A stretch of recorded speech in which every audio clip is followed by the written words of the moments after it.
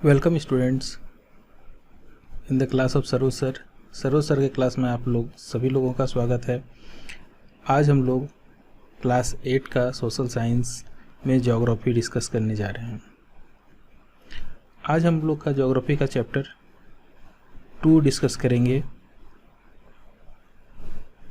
Land, soil, water, natural vegetation and wild life resources. और इस chapter का आज हमारा फर्स्ट डे है। Observe the two pictures given below. Picture 1 is Banarasi located on the bank of river Ganga. In picture 2 you can see Dalhousie, a hill station. What difference can you see between these two towns? What could be the difference in the lifestyle of people living at these places? Now अगर हम लोग screen पे देखते हैं तो हमारे screen में दो पिक्चर दिखाई दे रहे हैं। एक पिक्चर, फर्स्ट पिक्चर जो है वो बनारसी का है और दूसरा पिक्चर हमारा डलहौसी का है।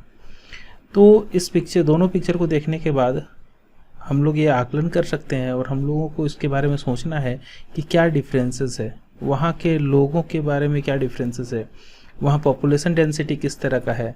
इन सब चीज़ों के बारे में आप वीडियो को पॉज करके 1-2 मिनट सोच सकते हैं, 1 मिनट सोच सकते हैं कि 1 और 2 में क्या डिफरेंसेस है। ये दोनों शहर, एक शहर गंगा के किनारे बसा हुआ है तो दूसरा शहर एक हिल स्टेशन है, तो क्या डिफरेंसेस हो सकता है इन दोनों के बीच में, और वहाँ के लोगों के रहन सहन में, वहाँ के ज्योग्राफिकल कंडीशन में क्या डिफरेंस हो सकता है, इस बारे में आप लोग सोच सकते हैं। आगे बढ़ते हैं हम लोग। The life of people living in a place is greatly affected by the land.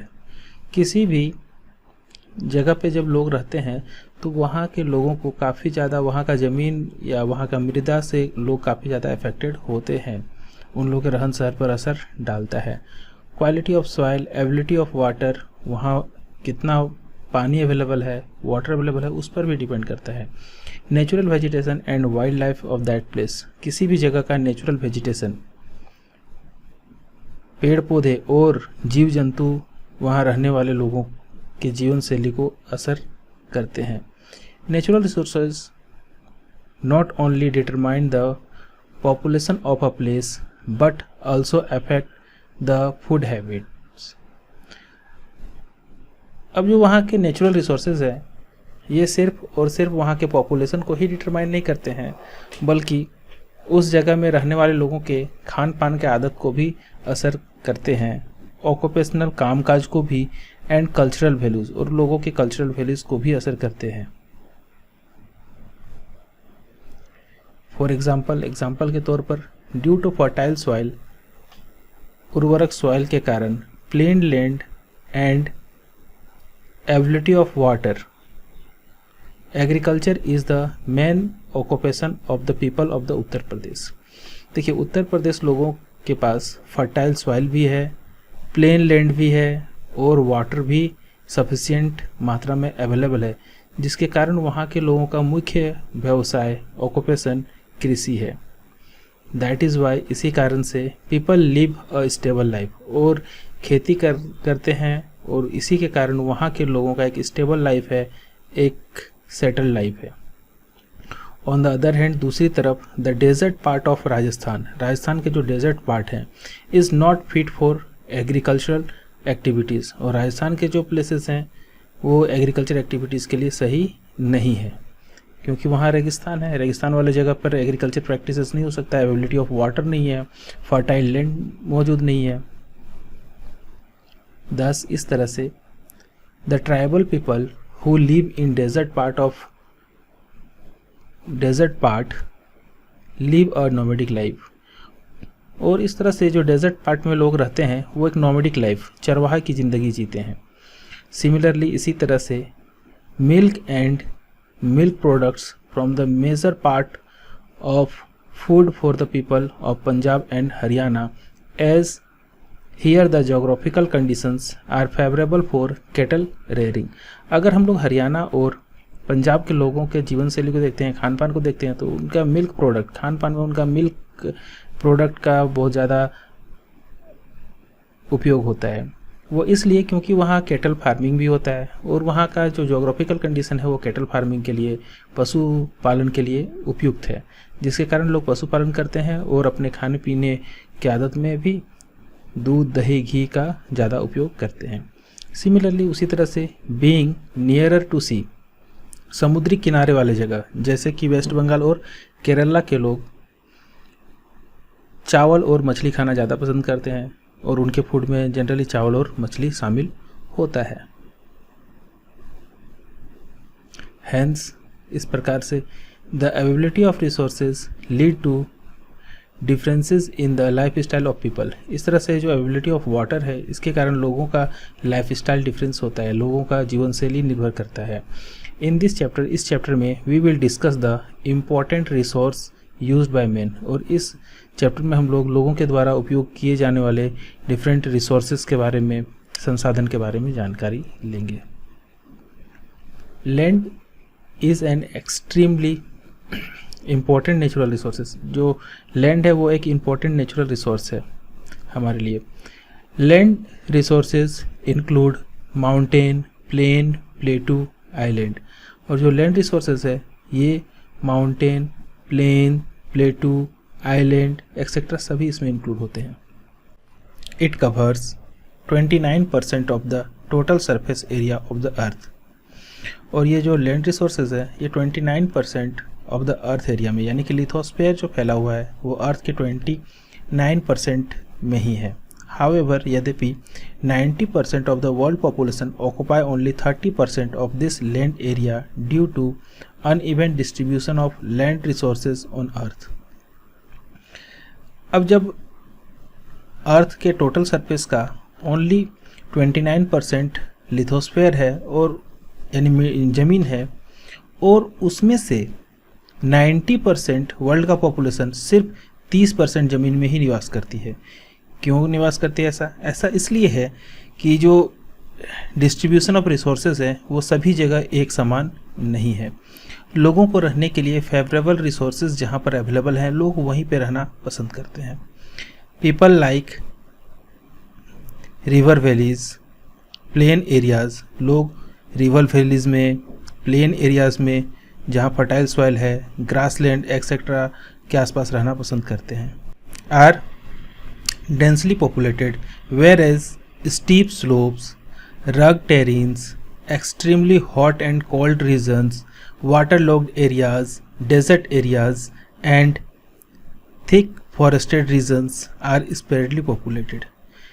तो जहाँ फर्टाइल सॉइल है, जहाँ रिवर वैलीज़ हैं, जहाँ ग्रासलैंड है, वहाँ पे तो बहुत ज़्यादा लोग रहते हैं, वहाँ का पॉपुलेशन हाई है। लेकिन जहाँ बहुत स्टीप स्लोप्स है, रग टेरेन्स है और बहुत ही ज़्यादा ठंडा या बहुत ज़्यादा गर्म क्षेत्र है, वैसे एरिया में बहुत कम लोग ही रहते हैं।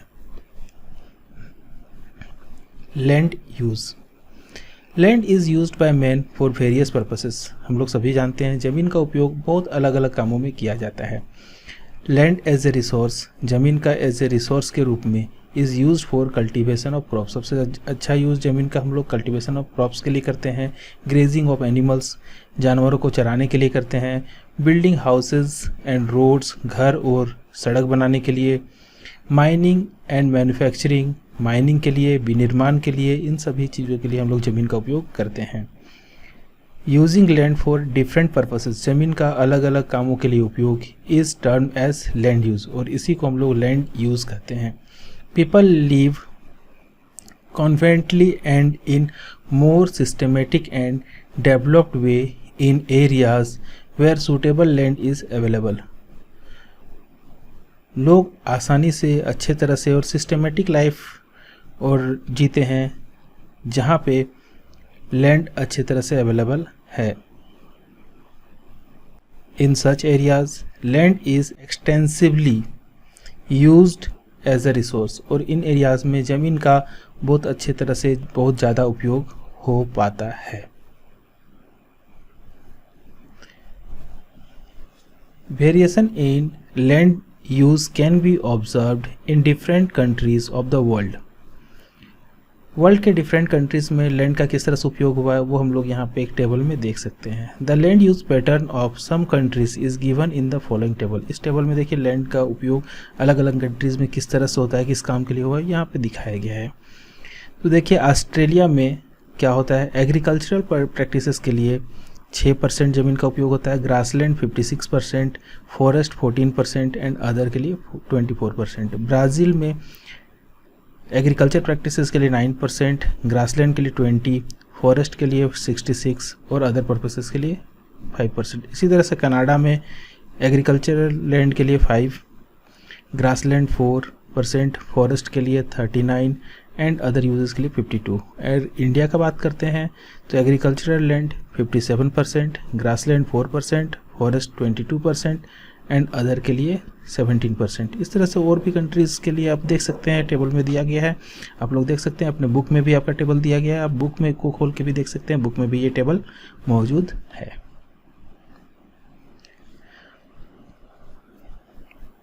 If we observe the land use pattern, अगर हम लोग लैंड यूज पैटर्न को ऑब्जर्व करते हैं, देखते हैं of the world, we will find that about 11% of land is used for agriculture activities. अगर पूरे वर्ल्ड के पैटर्न को देखते हैं तो एवरेज में सिर्फ 11% ज़मीन का उपयोग एग्रीकल्चर प्रैक्टिसेस के लिए किया जाता है। 26% of the land is used for pasture, यानी कि चारागाह के रूप में 26% यूज़ किया जा रहा है। Forest covered 31% of the land, और जंगल 31% फॉरेस्ट में, 31% लैंड में फॉरेस्ट पाया जाता है। 32% of the land is use for dwelling, manufacturing and other purposes, और दूसरे कामों के लिए पूरे ज़मीन का 32% भाग उपयोग में लाया जाता है। फैक्टर्स अफेक्टिंग लैंड यूज़, कौन कौन से फैक्टर्स हैं जो ज़मीन के उपयोगिता को बताते हैं या उस पर निर्भर करते हैं? तो topography, economical factors, technological factors and other factors, ये 4 फैक्टर्स हैं। आगे हम लोग एक एक का डिस्कशन करते हैं। First, topography. The physical feature of an area affect the land use pattern, किसी भी एरिया का जो फिजिकल फीचर होता है वो उसके लिए लैंड यूज पैटर्न को दिखाता है, उस पर निर्भर करता है। Fertile plains with a good network of river, जो फर्टाइल लैंड है और जहाँ रिवर का नेटवर्क सही है, are suitable for human settlement, वहाँ लोग निवास करना ज़्यादा पसंद करते हैं। प्राचीन काल में हम लोग हिस्ट्री में भी पढ़े हैं कि प्राचीन काल में लोग उसी जगह पर निवास करते थे, उसी जगह पर रहना पसंद करते थे रिवर जहाँ से होकर रिवर होती, क्योंकि रिवर उनको कहीं भी आने जाने के लिए और साथ में पानी, ये सारे चीज़ का अवेलेबिलिटी देता था। ऑन द अदर हैंड, दूसरी ओर, a lofty mountain might not be suitable due to difficult in constructing road and railways, लेकिन जो माउंटेन एरिया है, जो पर्वत वाले एरियाज़ हैं, हिल हैं, उन लोग जगह पर लोग कम रहना पसंद करते हैं, क्योंकि वहाँ का लाइफ आसान नहीं है, वहाँ रोड बनाना आसान नहीं है, रेलवे लाइन बिछाना आसान नहीं है, लोगों का कम्युनिकेशन वहाँ प्रॉब्लम है। Land will not be used if the cost of using it is high, कभी भी ज़मीन का उपयोग वहाँ नहीं किया हो सकता है जहाँ अगर इसका उपयोग महंगा हो। फॉर एग्जाम्पल के तौर पर mining work will not be carried out in a region if excessive expenditure is involve in acquiring minerals from the region, अगर किसी भी रीजन पे माइनिंग वर्क नहीं किया जा सकता है, अगर उस जगह पर माइनिंग करने के लिए काफ़ी ज़्यादा धन की खर्च हो रहा है, काफ़ी ज़्यादा पैसा लग रहा है, कैपिटल लग रहा है, तो वहाँ पे जो एक्सट्रैक्शन ऑफ मिनरल्स होगा वो नहीं हो पाएगा। Mining work will not be possible unless low cost technology is developed, और माइनिंग उस एरिया में तब तक नहीं होगा जब तक लो कॉस्ट टेक्नोलॉजी अवेलेबल नहीं होगा। अगर लो कॉस्ट टेक्नोलॉजी अवेलेबल हो जाएगा तो फिर उस जगह पर भी माइनिंग पॉसिबल है। Technological factors, the situation of human development also determines the nature of land use. In backward or underdeveloped areas, the land is used only for animal rearing and obtaining forest wealth, etc. Whereas in the developed areas, land is used for advanced agriculture activities, construction work, and establishment of industries, etc. Land is also used for transport system in developed areas. अगर हम लोग देखते हैं तो land use को देखते हैं तो जो बैकवर्ड एरियाज़ हैं, गांव देहात हैं, या फिर जो अंडर डेवलप्ड एरिया हैं, जो अभी डेवलप नहीं है, वहाँ ज़मीन का उपयोग जानवर पालने के लिए, खेती करने के लिए, या फॉरेस्ट जो जंगल के प्रोडक्ट हैं उसको कलेक्ट करने में उपयोग में लाए जाते हैं। यद्यपि डेवलप्ड एरिया में क्या होता है कि ज़मीन का उपयोग एडवांस्ड एग्रीकल्चर एक्टिविटीज़ में किया जाता है। एडवांस एग्रीकल्चर एक्टिविटीज़ मतलब कॉमर्शियल क्रॉप का उपयोग, कॉमर्शियल क्रॉप का प्रोडक्शन में लाया जाता है, कंस्ट्रक्शन वर्क के लिए उपयोग किया जाता है, फैक्ट्रीज़ का वहाँ निर्माण होता है, और ट्रांसपोर्ट सिस्टम को डेवलप करने के लिए उपयोग में लाया जाता है। Other factors of land use are available of water, quality of soil, climate etcetera. जो अदर फैक्टर्स है लैंड यूज़ के लिए वो क्या क्या हैं, तो उसमें अवेलेबिलिटी ऑफ वाटर, किस जगह पर कितना पानी अवेलेबल है, क्वालिटी ऑफ सॉइल, वहाँ का सॉइल क्वालिटी कैसा है, क्लाइमेट कैसा है, और availability of these element the use of land is changed. और जैसे जैसे इन लोगों को उपलब्धता चेंज होती है, सॉइल का यानी ज़मीन का उपयोग भी चेंज होता है। For example the land have fertile soil will be use for agriculture purpose. जो लैंड फर्टाइल होता है उसमें एग्रीकल्चर पर्पस के लिए उपयोग होता है। Land will be used for housing in good climatic areas. और जिस जगह का क्लाइमेटिक कंडीशन अच्छा होता है वहाँ लोग रहना पसंद करेंगे, तो घर का वहाँ निर्माण करेंगे। Classification of land resources. अब ज़मीन का classification on the basis of ownership. अगर हम लोग भूमि संसाधन का क्लासीफाई करेंगे on the basis of ownership, उसके ओनरशिप के बेसिस पर, तो ये इस तरह से क्लासीफाई होता है।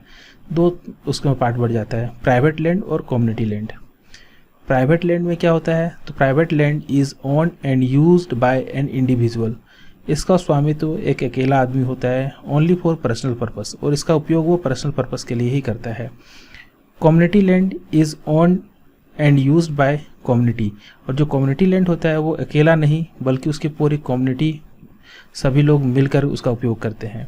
सच as for storage of fruits का स्टोरेज के लिए, वेजिटेबल का स्टोरेज के लिए, फूड ग्रेन्स, इन सब चीज़ों के काम के लिए कम्युनिटी लैंड का उपयोग होता है। जैसे आप शहर में रहते हैं तो शहर में क्या है कि कम्युनिटी लैंड के रूप में हमारा प्लेग्राउंड आता है, जो किसी एक आदमी अकेला उपयोग नहीं करता है बल्कि उस सोसाइटी के सभी लोग उस पर यूज़ करते हैं।